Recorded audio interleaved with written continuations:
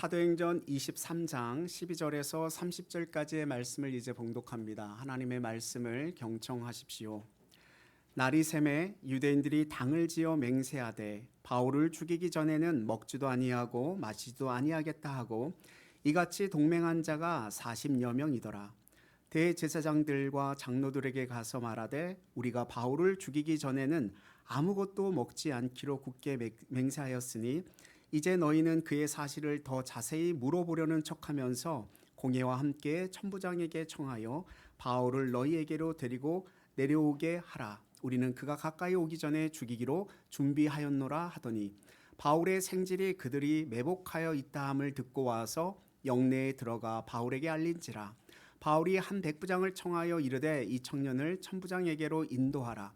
그에게 무슨 할 말이 있다 하니 천부장에게로 데리고 가서 이르되 제수 바울이 나를 불러 이 청년이 당신께 할 말이 있다 하여 데리고 가기를 청하더이다 하매 천부장이 그의 손을 잡고 물러가서 조용히 묻되 내게 할 말이 무엇이냐. 대답하되 유대인들이 공모하기를 그들이 바울에 대하여 더 자세한 것을 묻기 위함이라 하고 내일 그를 데리고 공회로 내려오기를 당신께 청하자 하였으니 당신은 그들의 청함을 따르지 마옵소서.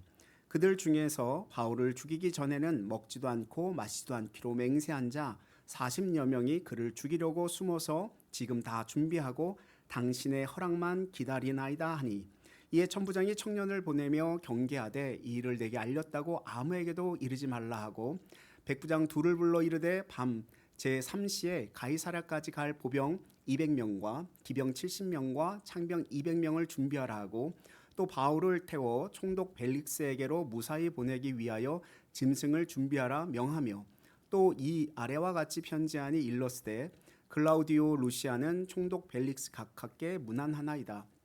이 사람이 유대인들에게 잡혀 죽게 된 것을 내가 로마 사람인 줄 들어 알고 군대를 거느리고 가서 구원하여다가 유대인들이 무슨 일로 그를 고발하는지 알고자 하여 그들의 공회로 데리고 내려갔더니 고발하는 것이 그들의 율법 문제에 관한 것뿐이요 한 가지도 죽이거나 결박할 사유가 없음을 발견하였나이다.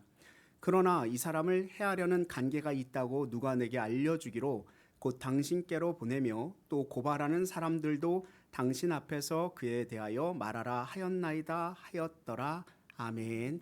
이것은 살아계신 하나님의 말씀입니다. 할렐루야. 하나님의 은혜가 오늘도 이 아침에 저와 여러분의 마음속에 가득히 넘치시기를 주님의 이름으로 축원드립니다. 성경을 우리가 읽어가면서 느껴지는 건 하나님께서는 한 사람을 주목하고 있다라는 것을 우리가 보게 되어져요. 온 인류의 구원을 이루기 위하여 하나님께서는 이스라엘 역사 가운데 아브라함이라고 하는 사람을 주목하셨어요. 그리고 200년이라는 시간 동안 애굽에서 종살이했던 이스라엘 백성들을 구원해내기 위해서 모세라고 하는 사람을 주목했고 온 땅이 우상으로 가득했던 그 시대 가운데 엘리야 선지자 한 사람을 주목했습니다. 바벨론 포로 가운데 하나님은 다니엘이라고 하는 사람을 또 주목하여서 하나님의 일을 이루시는 것을 우리가 성경을 통해서 보게 되어집니다. 지금 땅끝까지 복음을 전하기 위해서 하나님께서는 한 사람 바울을 주목하셔서 그 바울이라고 하는 사람을 통해서 하나님의 일을 이루고 계심을 우리가 성경을 통해서 보고 있는 거죠. 그래서 그 한 사람 바울을 주목해서 보시면서 그 사람을 세우시고 그 사람을 쓰시고 그 사람을 인도하고 계시고 있습니다. 하나님께서 한 사람을 쓰시면은 그 한 사람을 통해서 위대한 일이 이루어지고 있음을 여러분 성경을 통해서 잘 보시기 바랍니다. 이게 성경의 역사였어요. 저와 여러분이 하나님께 쓰임 받기로 결정을 하게 되면 하나님께서 쓰시는 그 한 사람이 되어지면 하나님께서는 우리들을 통해서 그 한 사람을 통해서 생각지 못한 일들을 이루고 계심을 분명히 믿으시기 바랍니다. 그게 하나님의 역사이지 않습니까? 하나님을 믿는 사람들의 모습이 바로 그와 같은 거죠. 12절 13절 같이 한번 읽어보겠습니다. 날이 새매 유대인들이 당을 지어 맹세하되 바울을 죽이기 전에는 먹지도 아니하고 마시지도 아니하겠다 하고 이같이 동맹한 자가 40여 명이더라. 아멘. 지난주에 말씀을 같이 나눴던 것처럼 간밤에 사내들인 공회가 소집이 되어졌어요. 바울의 어떤 잘못을 뭐 이렇게 좀 지적하고 뭐 이렇게 하려고 그랬는데 아무 소득 없이 아무것도 없는 것이 없이 그냥 끝나 버렸습니다. 그랬더니 밤새 40여 명이 바울을 어떻게 하면 죽일 수 있을 것인가 불법적인 연구를 하기 시작했어요. 참 어처구니가 없는 일이죠. 그들이 맹세하고 결단하는 일이 무슨 일입니까? 사람을 죽이는 일이에요. 사람을 죽이는 일. 사람을 죽이기로 그런 결단하는 것입니다. 사실 세상에 이렇게 허망하고 악한 일을 위해 결단하고 있는 사람들이 얼마나 많은지 모릅니다. 하나님을 대적하는 일, 불의의 어떤 일을 위해서 자신의 시간과 정력과 인생을 쏟아붓는 사람들이 참으로 많이 있습니다. 물론 그들은 자기 나름대로 열심을 다하고 있어요. 열심을. 그러나 열심이 있다고 다 옳은 것은 아니지 않습니까? 이게 되게 중요한 거죠. 기차를 타고 서울을 가야 되는데 부산 가는 기차를 타고 앉아 있으면 서울 갈 수 있습니까? 그거 전혀 다른 방향이에요. 근데 많은 사람들이 어떻게 보면 자기는 서울로 가겠다고 하면서 부산 가는 기차를 타고 있는 그런 모양새로 살아가고 있습니다. 방향이 다른 건 목적을 이룰 수가 없어요. 우리는 선한 결단을 하고 그것을 이루기 위해서 노력해야 됩니다. 여러분 무엇을 위하여 결단하고 살아가십니까? 지금 이 사내들인 공회원처럼 사람을 죽이기로 결단하고 살아가십니까? 아니면 생명을 살리기로 결단하며 살아가고 계십니까? 적어도 주님을 위해서 선한 일을 더 많이 하기로 결단하며 나아가시는 저와 여러분 되셨으면 좋겠어요. 바울을 죽일 때까지 먹지도 자지도 않겠다라고 하는 사람들이 과연 먹지도 자지도 않았을까요? 그렇지는 않았을 겁니다. 사도 바울은 죽지 않았어요. 로마로 가기까지, 로마 가서도 한참 동안을 더 살았어요. 이들은 만약에 자기들이 맹세한 것, 자신들이 다짐한 것대로 살았다면 이미 죽었겠죠. 먹지도 않고 자지도 않았으니까. 근데 이들은 계속 먹고 살았습니다. 그 말은 뭐냐면 지키지도 못할 맹세를 지금 그들은 하고 있다는 얘기입니다. 헛된 맹세인 거죠. 지난주 말씀 나눈 건 11절의 말씀 가운데 하나님께서 사도 바울에게 뭐라고 말합니까? 네가 예루살렘에서 증언한 것과 같이 어디에서도 로마에서도 증언하여야 하리라. 이게 하나님이 사도 바울에게 주신 약속의 말씀이었어요. 그러니까 뭐예요? 하나님께서 그를 로마에 세우시기로 작정하셨기 때문에 예루살렘에서 사도 바울은 죽을 수가 있습니까? 없습니까? 죽을 수가 없어요. 죽을 수가 없는 거예요. 하나님이 죽도록 내버려 두겠습니까? 로마로 세우셔서 로마에 가서 지금 예루살렘에서 예수 그리스도의 부활을 증언한 것 같이 그곳에서도 그것을 증언해야 되는 일이 사도 바울에게 있는데 여기서 죽을 수 없는 거예요. 40명이 아니라 400명이 결정하고 바울을 죽이기로 결정해서 눈을 불을 켜고 그를 지켜본다고 해도 죽이려고 해도 죽지 않습니다. 그런 하나님이 저와 여러분의 앞길을 인도하고 계시다라고 하는 믿음이 있었으면 좋겠습니다. 여러분 누가 우리를 죽이려고 하고 누가 우리를 위협해도요. 우리 죽을 수가 없어요. 왜 죽을 수가 없느냐? 하나님이 우리에게 약속하신 것이 있기 때문에. 로마로 가야 돼요. 로마로 가서 하나님이 말씀하신 그 일을 우리가 이루어야 돼요. 근데 여기서 어떻게 죽을 수 있겠습니까? 여러분 그 하나님을 믿으시기 바랍니다. 그들은 바울을 죽이기 위해서 계책을 마련해 1차 공회가 실패했기 때문에 2차 공회를 소집 요구해라. 그러면 천부장 글라우디오 루시아가 2차 공회를 소집하면 바울을 다시 끌고 나와야 되니까 거기 그 순간에 매복하고 있다가 사도 바울을 죽이겠다. 뭐 이렇게 살해 암살 모의 계획을 이렇게 그들 나름대로 세웁니다. 근데 이 말씀드린 대로 이것은 실행되지 않아요. 그런데 잘 보시면 하나님께서 어떻게 이 암살 계획을 무의로 만들어 가시는가? 사도 바울이 이 일을 해결했습니까? 사도 바울이 직접 나서서 야, 이 암살 계획은 이거 안 돼. 이렇게 한 것입니까? 아니에요. 16절 보세요. 같이 한번 16절 같이 읽습니다. 바울의 생질이 그들이 매복하여 있다함을 듣고 와서 영내에 들어가 바울에게 알린지라. 아멘. 성경 가운데 바울의 가족 얘기가 처음 나오는데 생질, 조카가 등장을 해요. 근데 조카가 어떤 경로를 통해서 지금 사도 바울을 죽이려고 하는 암살 모의계 그런 어떤 매복하고 있는 것이 있다라는 것을 들었는지는 알 수가 없어요. 성경은 그것을 얘기하고 있진 않아요. 그런데 이 생질이 그걸 들었단 말이에요. 알게 되었어요. 그리고 바울을 찾아왔어요. 바울이 그를 직접 만나가지고 얘기를 듣고서 바울 스스로 천부장에 가서 이걸 얘기하지 아니하고 이 생질을 백부장을 불러갖고 이 생질 이 조카가 천부장 만나서 이야기할 수 있도록 그렇게 다리를 놓아줘요. 그리고 천부장이 이 청년을 만나거든요. 만나고 나서 이 천부장이 이 청년의 이야기를 듣는 그런 이야기가 20절 21절입니다. 같이 한번 읽겠습니다. 대답하되 유대인들이 공모하기를 그들이 바울에 대하여 더 자세한 것을 묻기 위함이라 하고 내일 그를 데리고 공회로 내려오기를 당신께 청하자 하였으니 당신은 그들의 청함을 따르지 마옵소서. 그들 중에서 바울을 죽이기 전에는 먹지도 않고 마시지도 않기로 맹세한 자 40여 명이 그를 죽이려고 숨어서 지금 다 준비하고 당신의 허락만 기다리나이다 하니. 아멘. 반복된 얘기를 하고 있는데 똑같은 얘기인 거죠. 클라우디오 루시아라고 하는 이 천부장은 잘 아시는 대로 로마에서 파견된 책임자예요. 치안 책임자입니다.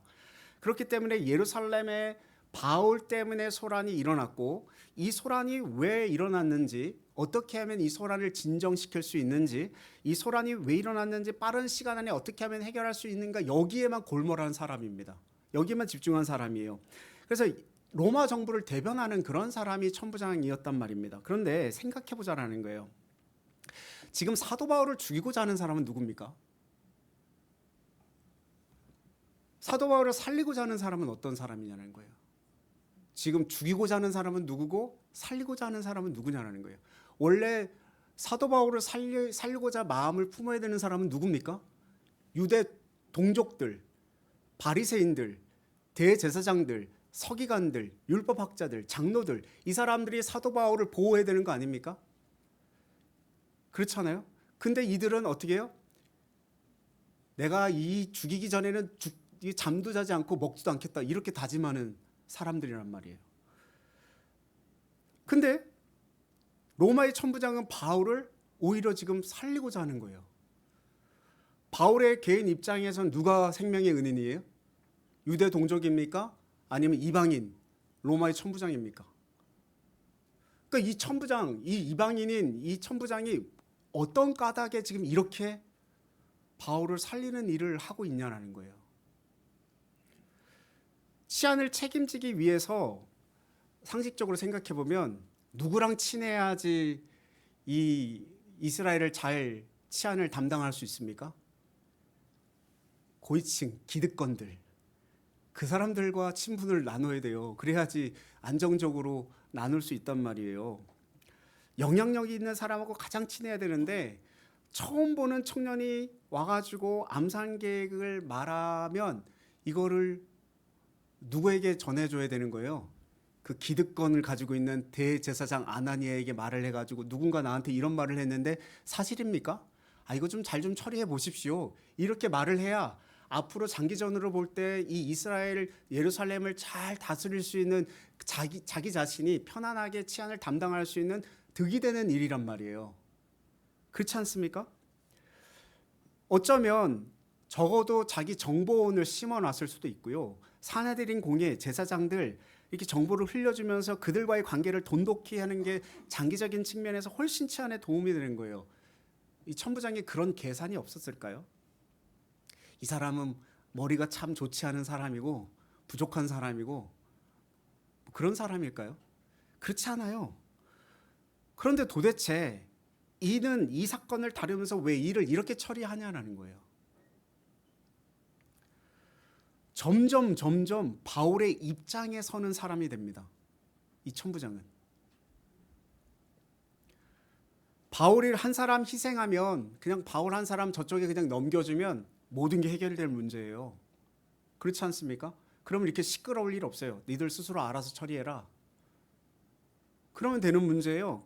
뭐 이런저런 제목 그냥 갖다 씌워가지고 지금 그 사내들인 공회에서 얘기하고 있는 것처럼 그래서 그냥 넘겨주면 뭐 상관이 없는 일인데, 근데 잘 생각해 보면 처음 보는 청년의 말을 여러분 믿을 수 있습니까? 여러분 처음 와가지고 누군가가 나한테 막 그런 중요한 얘기하면 그거 덥석 믿을 수 있습니까? 그럼 이런 경우는 이 사람하고 나하고 너무 잘 알아. 그래서 그 사람이 나한테 이런 얘기를 하면 그래도 믿을 수 있습니까? 저는 그것도 의심스러울 것 같습니다. 확인해 봐야죠. 이게 진짜 사실인지 아닌지 확인해 봐야죠. 잘하는 사람이 와서 얘기한다고 하더라도. 근데 지금 이 천부장은요, 전혀 의심하지 않아요. 어떻게 이 일을 그냥 믿어요? 어떻게 다 믿을 수 있어요? 그러니까 지금 이 루시오라고 하는 천부장은 도대체 로마를 위해서 일하는 사람이에요? 바울을 위해서 일하는 사람이에요? 지금 본인은 자기의 직무를 성실하게 이행하고 있다고 하지만 지금 바울을 위해서 일하고 있는 모습을 우리가 보게 됩니다. 아니, 정확하게 말하면 하나님의 쓰시는 바울, 그러니까 바울을 쓰시는 하나님 편에 서서 일하고 있다라고 볼 수 있는 거죠. 근데 이 루시아 천부장이 하나님을 믿는 사람입니까? 하나님의 사람입니까? 아니에요. 지금 대제사장들, 장로들, 서기관들, 바리새인들은 모두 굳게 하나님을 잘 믿고 있고 하나님을 위해서 일한다라고 여기고 있는 사람들입니다. 그렇죠? 본인들은 하나님 편에 서서 철석같이 일을 진짜 잘하고 있다고 믿고 있는 사람들이란 말이에요. 근데 어떻게 해요? 하나님을 위해서 바울을 죽이겠다고 결단을 합니다. 그 사람들이 하나님을 위해서 일한다라고 하는 것이 사도 바울을 죽이겠다라고 결단하는 거예요. 지금 이 사람들이 하나님을 위해서 일하는 사람들입니까? 아니면 하나님도 잘 모르고 하나님도 믿지 않고 이방인이고 유대인들이 볼 때 절대 구원이 이루어질 수 없다라고 생각하는 이 천부장이 하나님의 일을 하고 있습니까? 우리는 이런 착각에 빠질 때가 참 많습니다. 이 안에서 일을 하면 전부 하나님의 일입니까? 아니에요. 바꿔서 얘기하면 세상에서 일하는 거는 다 하나님의 일이 아닙니까? 그렇지 않아요. 교회 나오는 사람은 다 하나님의 일을 하고 있는 것입니까? 아니잖아요. 누가 무엇을 하나님의 일을 하고 있냐? 이게 되게 중요한 문제입니다. 누가복음 7장 말씀에 그 마태복음 8장에도 동일 본문이 나오는데 백부장의 종 하인을 살리시는 예수 그리스도의 이야기가 등장을 해요. 백부장의 종이 병이 들었어요. 근데 이 백부장이 그냥 뭐 죽어도 그만, 뭐 안 죽어도 그만 이런 게 종의 어떤 신분일 텐데 종을 살리고자 하는 그런 마음이 들어서 유대인 장로들에게 몇몇 청하여서 예수님께 간청을 해달라고 이야기를 합니다. 그래서 간청을 해요. 예수님께 간청을 했더니 예수님이 오시기로 결정을 해요. 근데 그 유대인 장로들이 그 백부장을 어떻게 보고 있는지 그 누가복음 7장 5절 말씀에 보면 이렇게 말씀을 하고 있어요. 성경 잠깐 같이 한번 읽어볼까요? 같이 읽습니다. 그가 우리 민족을 사랑하고 또한 우리를 위하여 해당을 지었나이다 하니 아멘. 저 백부장이 왜 유대인들을 사랑합니까? 저 백부장이 왜 유대인들에게 회당을 지어줍니까? 정치적인 목적이었을까요? 가버나움, 그러니까 그 치안을 담당하러 온 사람인데 왜 그가 유대인들을 사랑한다는 얘기를 듣고 왜 유대인들이 자기도 다니지도 못할 회당을 왜 지어주느냐라는 거예요. 그리고 그 유대인의 입에서 그 표현들이 나와요. 예수님께 백부장을 소개할 때. 생각해봐요. 이게 황제 로마를 위해서 한 일입니까? 하나님의 나라를 위해서 한 일입니까? 더군다나 이 사람은 예수님이 오기로 작정을 하는데 뭐라 그래요? 내가 그걸 감당하지 못하겠습니다. 오시지 마십시오. 내가 군인이라서 너무 잘하는데 나도 부하에게 이리로 오라 그러면 이리로 오고 저리로 가라면 저리로 가라 그러는데 내가 그걸 너무 잘하는데 예수님 오시지 마시고 그냥 병이 나으리라 말씀만 하시옵소서 이렇게 얘기를 해요. 그 깜짝 놀라는 믿음의 이야기를 한단 말이에요. 근데 보세요. 그 뒤에 쫓아왔던 사람들, 장로들과 제자들, 그 사람들은 누구보다 믿음이 정말 나는 믿음이 있는 사람이야 라고 생각하고 있었던 사람들이란 말이에요. 그래서 예수님 곁에서 계속 붙어 다니고 동고동락하면서 살았던 사람들이란 말이에요. 근데 그들을 향해서 예수님께서 뭐라고 말씀하셔요? 이스라엘 땅에 이보다 더 큰 믿음을 본 적이 없다. 예수님께서 말씀하셔요. 참된 믿음이 무엇이냐? 그 백부장 이방인을 향해서 예수님께서 선포하신 말씀이란 말입니다. 로마 천부장은요, 본인도 모르게 자신이 하나님의 일을 하고 있다라는 거예요. 왜냐하면 하나님께서 바울을 로마로 보내야 할 것이기 때문에 이 바울을 보내는 큰 계획 안에서 지금 천부장은 움직이고 있는 거죠. 자기도 모르는 사이에. 이게 하나님의 섭리 아닙니까? 지난주에도 말씀드렸지만 우리가 걸어가는 모든 길 우리가 알고 갑니까? 모르고 가요. 이 사람이 여기 왜 발령이 났는지, 왜 여기서 그 사람을 만나게 되었는지 모른다라는 거예요. 그런데 하나님의 입장에서는 다 알고 계시고 다 계획하고 계신 거죠. 제가 왜 예한교회 담임 목사가 됐는지 여러분 아십니까? 저도 모르겠어요. 그러면 여러분은 왜 예한교회 성도가 되는지 아십니까? 여기 혁신도시에만 해도 20개가 넘는 교회가 있고 진천 음성 다 합치면 한 교회 100개는 넘어요. 그 많은 교회 중에 왜 예한교회예요? 알 수가 없어요. 지금 우리가 해석이 안 되겠죠. 왜 우리가 만났는지. 왜 공동체 가운데 저 사람을 만나고 저 사람과 이야기를 했는지, 그리고 이 시간, 이때에, 이 타이밍에 지금 우리가 이 길을 걸어가고 있는지. 나중에는 해석이 되겠지만 지금은 우린 모르는 거예요. 모르고 하는 겁니다. 모르고 가는 거예요. 근데 누군 알고 계십니까? 하나님은 알고 계세요. 이 타이밍, 이 시간에 우리의 만남을 통해서, 우리의 사역을 통해서, 우리의 어떤 하나님의 걸어가는 그 발걸음을 통해서 하나님은 계획하고 계시고 일하고 계시고 이루어가고 계시다는 말이에요. 뭘 위해서? 하나님께서 로마로 가야 되겠다. 로마로 가서 네가 여기서 증언한 것처럼 증언하여 하리라 말씀하신 사도 바울에게 약속하신 그 약속의 말씀처럼 저와 여러분에게 주신 하나님의 약속의 말씀을 이루기 위해서 지금 이 타이밍에 우리가 지금 이 자리에 있는 것이고, 이 타이밍에 하나님의 말씀을 듣는 것이고, 이 타이밍에 우리가 만난 거예요. 여러분 이걸 분명히 믿으시기 바랍니다. 이게 전지전능하신 하나님을 믿는 이유 아닙니까? 우리는 다 모르지만 그분은 다 계획이 있고 그 계획을 알고 계시고 그 계획을 이루어가고 계시단 말이에요. 나도 모르는 사이에. 바울이 예루살렘에 오는 시간과 이 천부장을 글라우디오 이 루시아가 예루살렘에 임명되어서 일하는 시간은 절묘하게 맞습니다만 믿음이 없는 사람은 이걸 뭐라고 표현하냐면 그냥 우연이다 이렇게 얘기하겠죠. 그러나 믿음의 눈을 보면 하나도 우연이 없고요. 필연적인 만남이에요. 필연적인 사건이라는 겁니다. 저와 여러분들이 하나님께 쓰임받기로 결정을 하면요. 하나님께서는 그렇게 하나님께 쓰이기로 결정한 그 한 사람을 중심으로 모든 것들이 움직이기 시작한다는 거예요. 그리고 그 한 사람을 통해서 상상할 수 없는 일들이 이루어집니다. 여러분 그 일을 믿으시기 바랍니다. 우리가 결단만 하면, 하나님께 쓰임받기로 결단만 하면 그 사람을 통해서 하나님은 일하세요.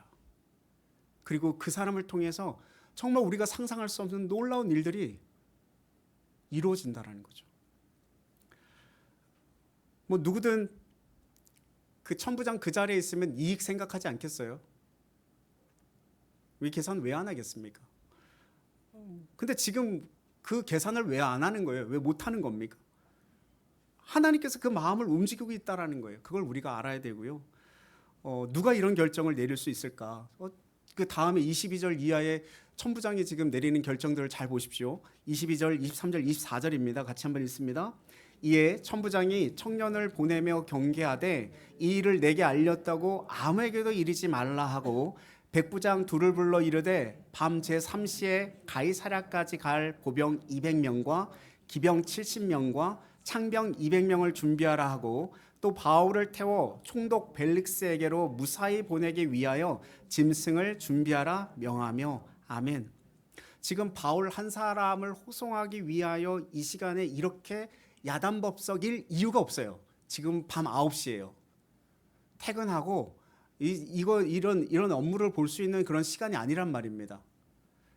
내일 얘기하자. 내일 시작하자. 뭐 이렇게 얘기해도 무방한 일인데 그렇지 않아요.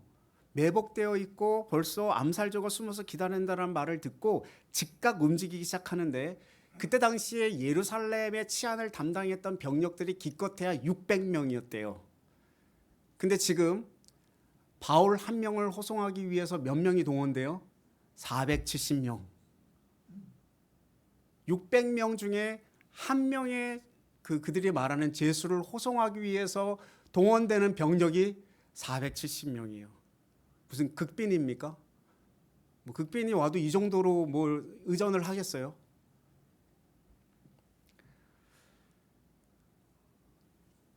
저와 여러분이 정말 하나님께서 우리들에게 그 위험한 지경에 이르게 된다면 470명이 뭐 이렇게 붙어서 호송하고 보호하듯이 천군 천사가 우리를 보호해 주실 줄 믿으시기 바랍니다.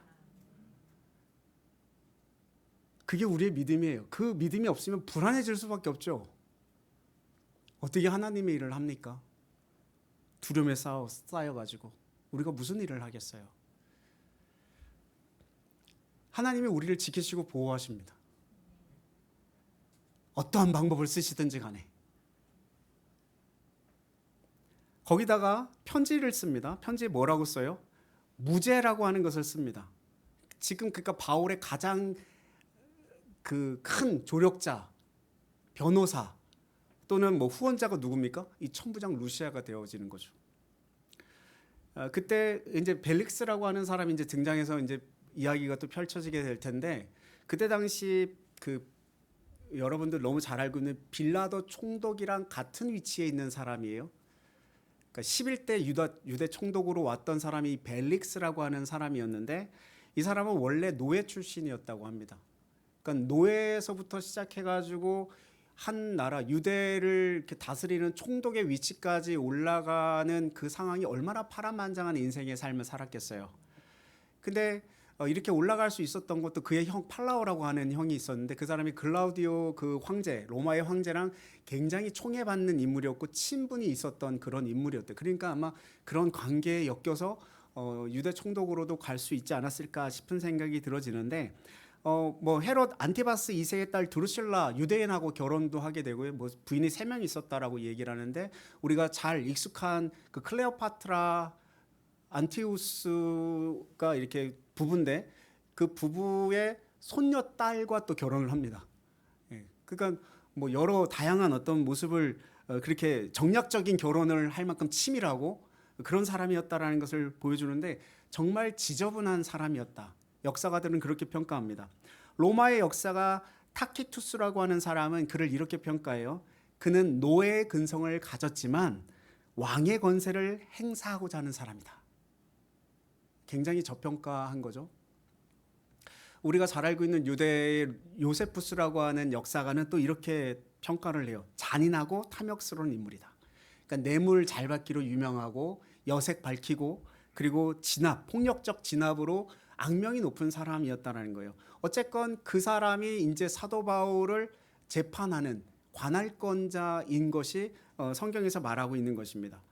근데 어쨌건 간에 왜 하나님께서는 이 사도 바울을 지금 벨릭스 앞으로 인도해 가시는지, 왜 또 그 걸음을 가는데 글라우디오 루시아 천부장을 사용하시는지, 이 하나님께서 사용하신다라고 하는 이 사람들을 우리가 좀 눈여겨볼 필요가 있다는 겁니다.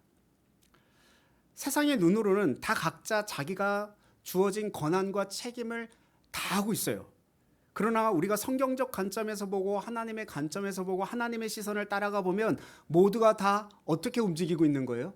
하나님의 계획하심을 따라서 움직이고 있다라고 하는 것을 우리가 보게 됩니다. 저와 여러분이 그런 믿음의 눈이 떠지기를 바랍니다. 우리는 지금 이 세상을 보면 아무것도 이해가 되지 않잖아요. 도대체 전 세계 이 정세 외교가 어떻게 이렇게 돌아가고 있는지, 저 북한과의 관계, 저 북한은 왜 저러는지, 도대체가 이 나라 이 민족 뭐 이런 일들이 계속 발생하고 있는지 도무지 우리가 이해할 수 없는 일들이 계속 발생한단 말입니다. 그러나 우리가 정말 믿음의 눈을 가지고 담대한 믿음을 눈을 떠서 바라본다면 누가 주권자라고 하는 것을 알게 되어져요? 하나님이 주권자, 통치자, 인도자라고 하는 것을 발견하게 되어져요. 그래야 우리가 두려워하지 않고 살아갈 수 있습니다. 하나님이 통치자이시고 주권자이시고 인도자이시기 때문에 로마에 서게 되리라 하는 하나님의 계획을 알기 때문에 바울은 지금 어딜 가나 불안하지 않아요. 당당합니다. 떳떳합니다. 그는 담대한 믿음의 걸음을 걷고 있는 거죠. 로마에 갈 거라고 하는 분명한 믿음, 그 음성을 통해서 들었기 때문에 열심을 다해서 살아가지만 그 모든 것을 다 어떻게 할 수 있어요? 하나님께 맡겨드리고 살아가는 인생을 살 수 있었던 거예요. 하나님이 누구인지를 알기 때문에, 그분이 누구인지를 알면요, 불안하지 않아요. 왜 불안하냐면 모르기 때문에 그래요. 모르기 때문에 불안합니다. 모르기 때문에 두려워져요.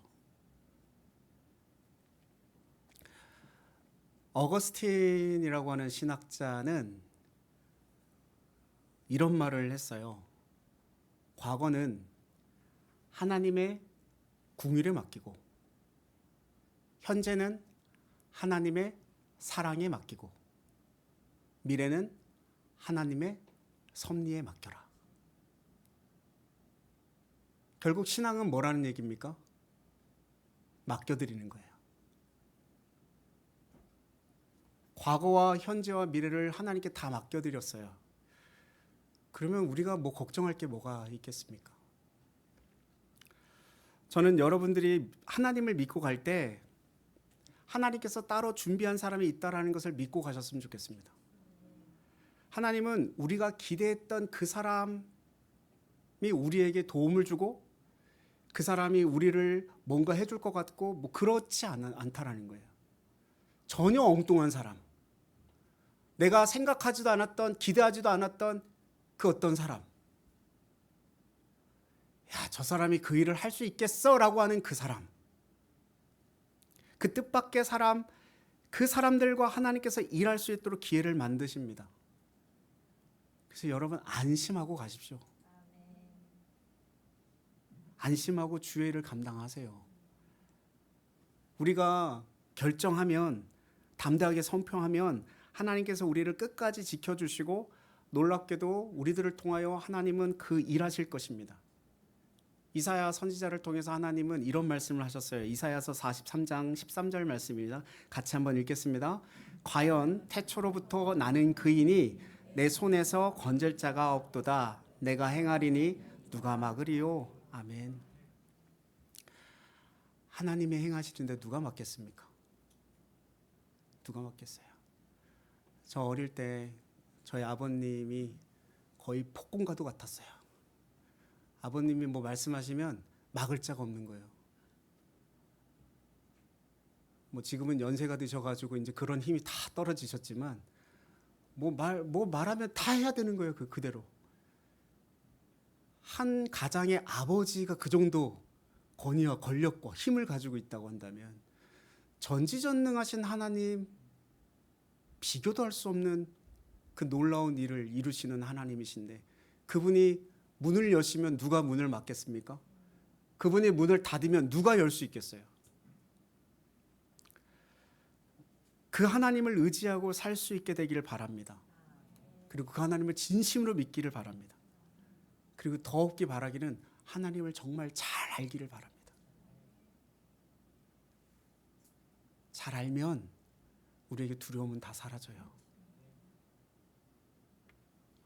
그래서 어려움이 오더라도 두려워하지 않게 되죠. 뭐 제가 이런 얘기 잘 안 하지만 아멘이 적은 거 보니까 아직도 두려움이 가득한 것 같습니다. 걱정하지 마셔요. 뭐 저희의 걱정은 기후에 지나지 않습니다. 하나님이 이루실 것이고 하나님이 우리의 주인 되시고 우리의 주권자가 되시고 통치자가 되시고 인도자가 되시기 때문에 우리는 그분께 맡기고 그분이 이끄시는 대로 그분이 인도하시는 대로 한 발 한 발 내디디면서 걸어가는 것입니다. 그럼 후일에 반드시 일에 대한 해석이 되어질 것이고 그 해석을 통해서 하나님께 영광 올려드리고 하나님께 은혜의 감사를 돌려드리는 날이 반드시 오게 됩니다. 우린 몰라도 하나님은 다 아시니까 염려하지 말고 담대히 우리가 이 믿음의 길 끝까지 완주하는 승리하는 믿음의 길 걸어가기를 주님의 이름으로 축원드립니다. 기도하겠습니다. 사랑과 은혜가 충만하신 하나님 아버지, 오늘 말씀을 통해 바울을 지켜주신 주님의 손길을 다시 보게 하시니 감사합니다. 사람들의 음모와 위협이 아무리 강할지라도 하나님의 계획, 그 섭리를 막을 수 없음을 믿습니다. 저희 앞길에 보이지 않는 위협과 어려움이 있을지라도 하나님께서 미리 준비하신 사람들을 통해 저희를 보호하시고 때로는 예상치 못한 길로 인도하시며 끝내는 주님의 뜻이 이루어지게 하실 것을 믿습니다. 주님, 저희의 과거는 주님의 긍휼에, 현재는 주님의 사랑에, 미래는 주님의 섭리에 맡겨드립니다. 어떤 상황 속에서도 두려움에 매이지 아니하고 담대히 믿음의 길을 걸어가게 하여 주시옵소서. 오늘의 말씀처럼 저희의 삶이 하나님의 계획 안에서 안전하게 붙들려 있음을 확신하게 하여 주옵시고 이제 저희가 걱정이 아니라 믿음으로, 불안이 아니라 감사로, 낙심이 아니라 소망으로 살아가기를 원합니다. 주님께서 저희를 끝까지 지켜주시고 저희를 통해 주님의 뜻을 이루어 주시옵소서. 예수 그리스도의 이름으로 기도드리옵나이다. 아멘.